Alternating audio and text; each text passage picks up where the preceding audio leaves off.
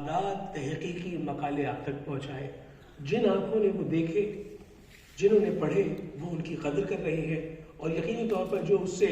بہرامند نہیں ہو سکے ان تک بھی وہ مقالہ جات پہنچ رہے ہیں. وہ کتابوں کی صورت میں 150 کے قریب کتابیں.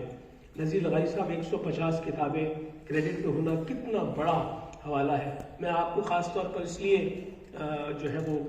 پوائنٹ آؤٹ کر رہا ہوں، مخاطب کر رہا ہوں کہ میں آپ سے بھی وہی درخواست کروں گا جو میں آپ سب سے کرنے جا رہا ہوں کہ ان کی آمد پر اگر ہم نشستوں کو چھوڑ کر ایک لمحے کے لیے کھڑے ہو جائیں گے تو ان کو یہ یاد رہے گا کہ ہم وہ لوگ ہیں جو ہم قدر کرنے والے لوگ ہیں. میں بہت سی تالیوں میں درخواست کروں گا کہ آج جن کی کتاب کی تقریب رونمائی ہوئی، زوال 10 صاحب تشریف لا رہے ہیں، آپ کی بھرپور تالیوں میں.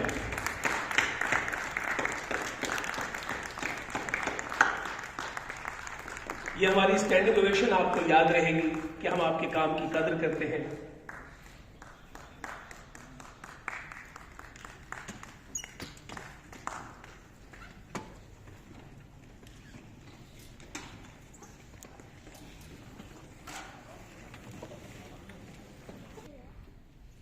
اعوذ باللہ من الشیطان الرجیم بسم اللہ الرحمن الرحیم. اللہم صلی علی محمد و آل محمد و اجل فرجہ. جناب صدر محفل، معزز مہمانان گرامی و سامعین محترم، السلام علیکم یا اہل رسول. میں اپنی گفتگو شروع کرنے سے پہلے آغا شیرازی صاحب کی ہوئی ایک بات کے تسلسل کو آگے بڑھانا چاہتا ہوں کہ سندھ کے ایک اہل سنت سے تعلق رکھنے والے عالم دین تھے مولانا غلام محمد گیرانی صاحب، جو سندھی ادب میں بھی بہت بڑا مقام رکھتے تھے. سندھی ادبی بورڈ کے سیکرٹری بھی رہ چکے تھے. انہوں نے اپنے مقالے میں لکھا ہے اجرک کے حوالے سے کہ سندھ میں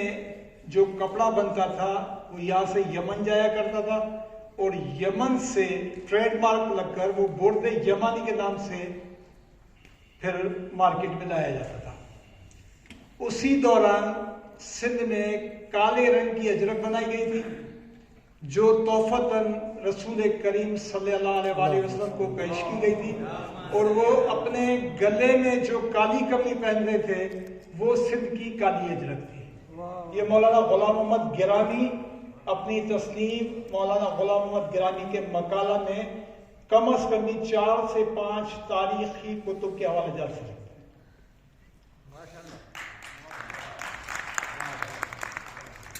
کراچی ایڈیٹرز کلب کی جانب سے منعقدہ آج کی سالانہ کانفرنس کا عنوان ہے معصومہ سندھ اور مودت اہل بیت علیہ السلام. تاریخی اعتبار سے یہ 2 مختلف موضوعات ہیں. ایک معصومہ سندھ یعنی آل رسول کی سندھ و ہند میں آمد، اور دوسرا اہل بیت سے مودت کے معنی. لہذا ان موضوعات پر بات شروع کرنے سے قبل قرآن و حدیث کی روشنی میں اہل بیت کی حیثیت و اہمیت اور ان تاریخی حالات پر مختصر روشنی ڈالنا انتہائی ضروری ہے جن حالات کی وجہ سے اہل بیت رسول کو سرزمین حجاز سے سندھ، ہند و دنیا کے دیگر مختلف ممالک کی جانب ہجرت کرنے پر مجبور ہونا پڑا. اللہ تبارک و تعالیٰ نے جہاں قرآن حکیم میں پیغمبر اسلام کو رحمت للعالمین کا خطاب عطا فرمایا ہے، وہیں قرآن حکیم میں ان کی آل کی اہمیت و افادیت کو منوانے کے لیے فرمایا ہے کہ اے حبیب فرما دیجئے اپنی امت سے کہ میں تم سے اس رسالت کا کوئی اجر نہیں مانگتا سوائے اس کے کہ میرے قربا سے مودت رکھو. اللہ تعالیٰ کی جانب سے اس اعلان کے فرمائے جانے کے بعد پیغمبر اسلام نے بھی حجت الوداع میں اپنی جانب سے دیے گئے خطبے میں یہ اعلان فرما دیا کہ میں عنقریب تمہارے درمیان سے رخصت ہو جاؤں گا، اور میں تمہارے درمیان دو گراں قدر چیزیں چھوڑے جا رہا ہوں، ایک قرآن حکیم اور دوسرے میرے اہل بیت، تم ان دونوں سے تمسک رکھنا۔ اپنے اہل بیت عطرت کے بارے میں جناب رسالت مآب نے یہ بھی فرمایا کہ کوئی بھی شخص اس وقت تک مومن نہیں بن سکتا جب تک وہ مجھے محبوب نہ رکھے، اور وہ شخص مجھے محبوب رکھ ہی نہیں سکتا جو میرے اہل بیت کو محبوب نہیں رکھتا۔ ستارے آسمان والوں کے لیے امان ہیں اور میرے اہل بیت زمین والوں کے لیے امان ہے۔ امام احمد بن حنبل کہتے ہیں کہ اللہ تعالیٰ نے زمین کی بقا کو پیغمبر اسلام کی اہل بیت عطرت پر موقوف رکھا ہوا ہے، لیکن افسوس کے بعد از رحلت رسول امت نے ان واضح احکامات پر عمل نہیں کیا۔ تاریخ اسلام ایسے المناک حالات کو ان الفاظ میں عیاں کرتی ہے کہ پیغمبر اسلام کی رحلت کے بعد باختلاف روایات 72 یا 90 دن بعد پیغمبر اسلام کی نقط جگر، خاتون جنت و مادر گرامی سرداران جوانان جنت سیدہ فاطمہ الزہرا سلام اللہ علیہا یہ کہتی ہوئی دنیا سے رخصت ہوئی کہ اے بابا جان، آپ کے بعد مجھ پر وہ مصائب آئے کہ اگر وہ روشن دنوں پر آتے تو وہ سیاہ راتوں میں تبدیل ہو جاتے۔ نہ صرف یہ بلکہ خاتون جنت کی تدفین ان کی وصیت پر عمل کرتے ہوئے ان کے گھر کے چند افراد نے رات کی تاریکی میں کر دی اور ان کے مقام مدفن کو بھی مخفی رکھا گیا۔ خاتون جنت کی قبر اطہر کے بارے میں تاریخ میں آج بھی 3 مختلف روایات موجود ہیں۔ پہلی یہ کہ انہیں حضور کریم کے قریب مدفن کیا گیا، دوسری یہ کہ انہیں جنت البقیع میں مدفن کیا گیا، اور تیسری یہ کہ ان کی قبر اطہر ان 40 قبروں میں سے کوئی ایک قبر ہے جو حضرت علی علیہ السلام نے ایک ساتھ بنائی تھی۔ عالم اسلام کے جملہ علماء، فقہا و مجتہدین آج تک تاریخ کے اس اختلاف کو ختم نہیں کر پائے، اور تاریخ میں آج بھی یہ تینوں روایات اپنی جگہ موجود ہیں۔ کتاب مختصر سوانح حیات سیدہ معصومہ کم، تاریخ کم و دیگر کتب کے مصنفین لکھتے ہیں کہ یہ مصلحت خداوندی ہے کہ سیدہ خاتون جنت کی قبر اطہر کو دنیا سے مخفی رکھا جائے اور مومنین کو ان کی قبر اطہر کی زیارت سے محروم بھی نہ رکھا جائے۔ اس لیے بعض قرائن کی بنیاد پر یہ کہا جا سکتا ہے کہ سیدہ فاطمہ معصومہ کم کی قبر اطہر سیدہ خاتون جنت کی قبر اطہر کی جلوہ گاہ ہے۔ سوانح حیات سیدہ معصومہ کم کے مصنف لکھتے ہیں کہ آیت اللہ العظمیٰ سید مرشی نجفی کے دادا آیت اللہ سید محمد مرشی قبر اطہر سیدہ فاطمہ الزہرا سلام اللہ علیہا کی زیارت سے مشرف ہونا چاہتے تھے، لیکن تاریخ میں ان کی قبر اطہر کے بارے میں 3 مختلف روایات موجود تھیں، اس لیے انہوں نے اپنی اس حاجت روائی کے لیے حضرت علی علیہ السلام کے روضہ اطہر پر 40 روز تک مسلسل دعا مانگی۔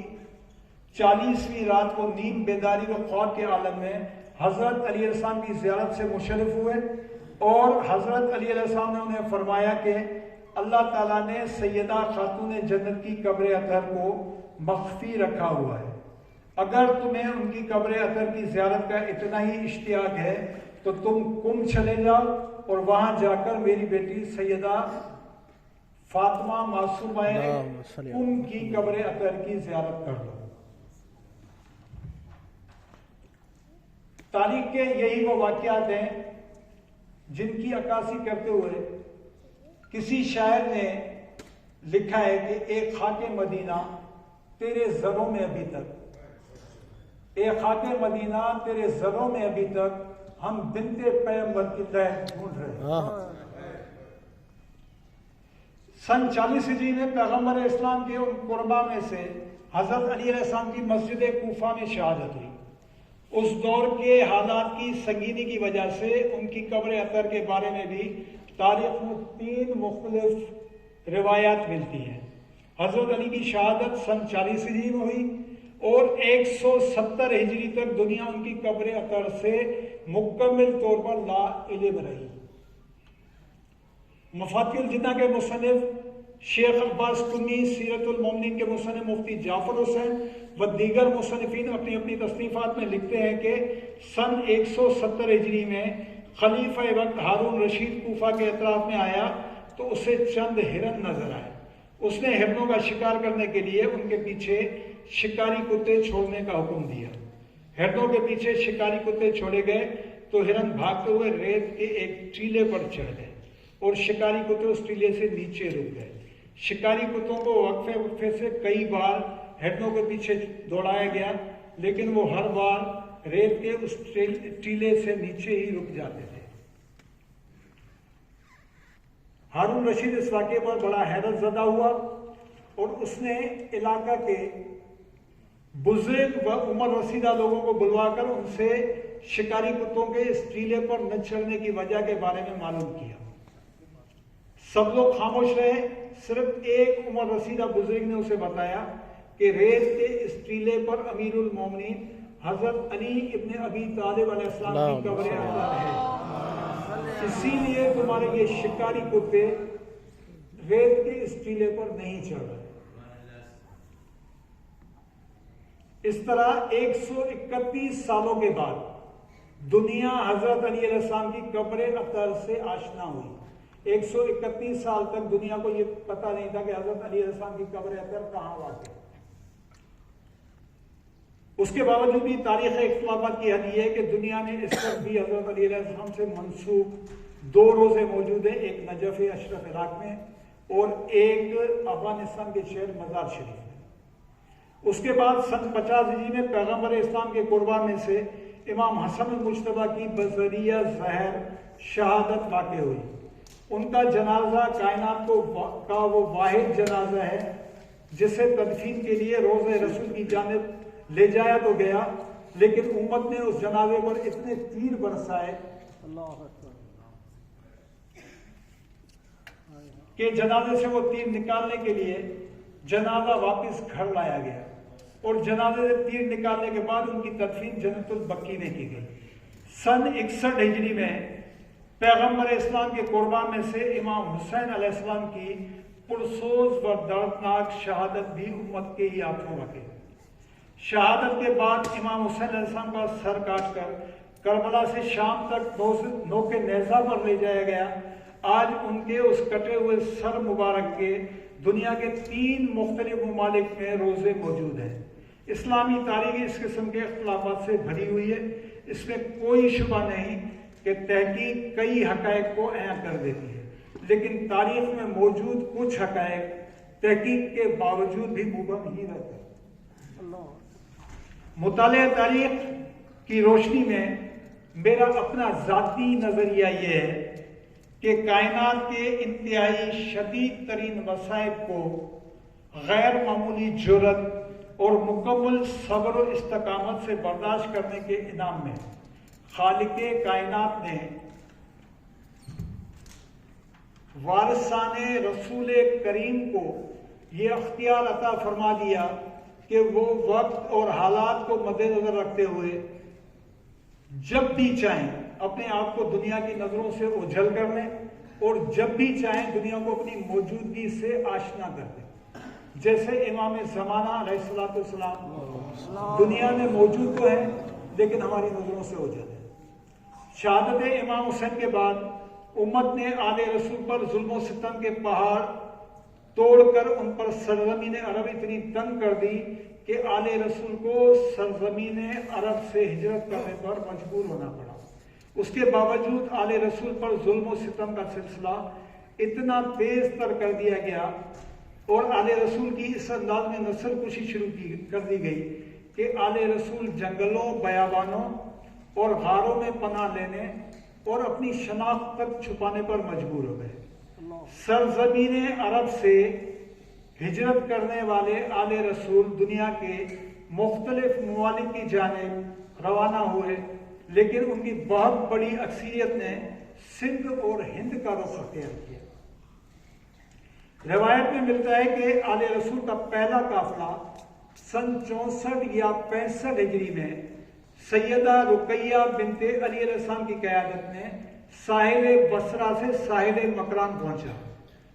اور اس کے بعد آل رسول کی سندھ میں آمد کا سلسلہ وقتاً فوقتاً مسلسل جاری رہا۔ سیدہ رقیہ بنت علی وہ ہیں جنہیں ہمارے پاس بی بی پاک دامنہ سلام اللہ علیہ کے نام سے پکارا جاتا ہے۔ 145 ہجری میں امام حسن المجتبیٰ کے پڑپوتے سید عبداللہ شاہ اشتر گھوڑوں کے بیپاری کے روپ میں ساحل مکران سے سندھ پہنچے، اور انہوں نے سندھ کے ایک ہندو راجا سے پناہ حاصل کی۔ 151 ہجری میں بغداد سے آئے ہوئے اسلامی لشکر نے یہاں آ کر انہیں شہید کیا اور ان کا سر کاٹ کر بغداد لے گئے۔ سید عبداللہ اشتر کا روزہ آج بھی ساحل کلفٹن پر عبداللہ شاہ غازی کے نام سے مرکز خلائق ہے۔ ٹھٹہ ضلع کے شہر جمپیر کے پاس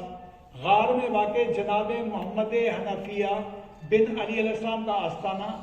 مکلی میں امام زین العابدین علیہ السلام کی زوجہ حورہ السندھی کی قبر اطہر، حضرت حسن بن عبداللہ بن امام زین العابدین کی قبر اطہر سمیت سندھ کے کئی شہروں میں ایسے لاتعداد مزارات موجود ہیں جو خاندان رسالت کے افراد سے منسوب ہیں۔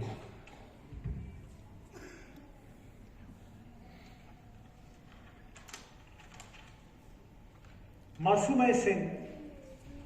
سیدہ ختیجہ بنت امام موسیٰ کاظم المعروف بی بی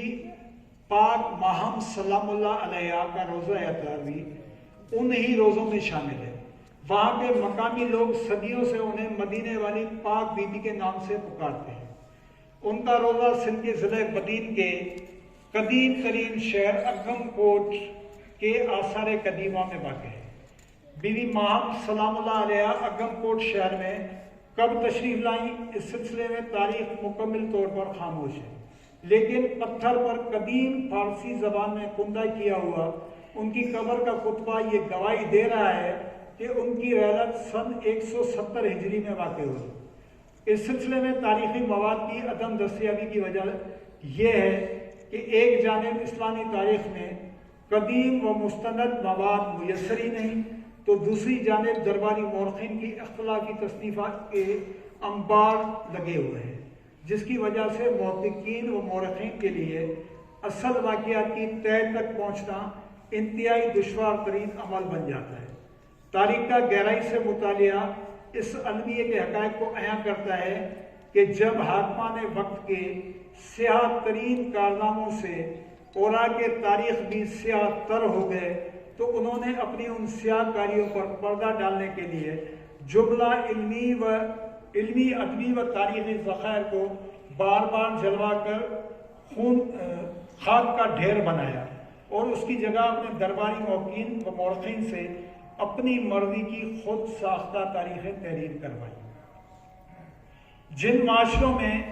علمی ادبی و تاریخی ذخائر کو اس بے دردی سے جلوا کر خاک کا ڈھیر بنانے کا یہ سلسلہ صدیوں تک جاری رہا ہو، وہاں قدیم و مستند کتب کا حصول انتہائی دشوار ترین عمل ہے۔ میں تہ دل سے شکر گزار ہوں کراچی ایڈیٹرز کلب کے مبشر میر صاحب، سید منظر نقوی صاحب کا، جنہوں نے اس سال بھی سالانہ معصومہ سندھ و مودت اہل بیت کانفرنس کا انعقاد کیا، اور اس بندہ حقیر کو بھی اس کانفرنس میں اظہار خیال کا موقع دیا۔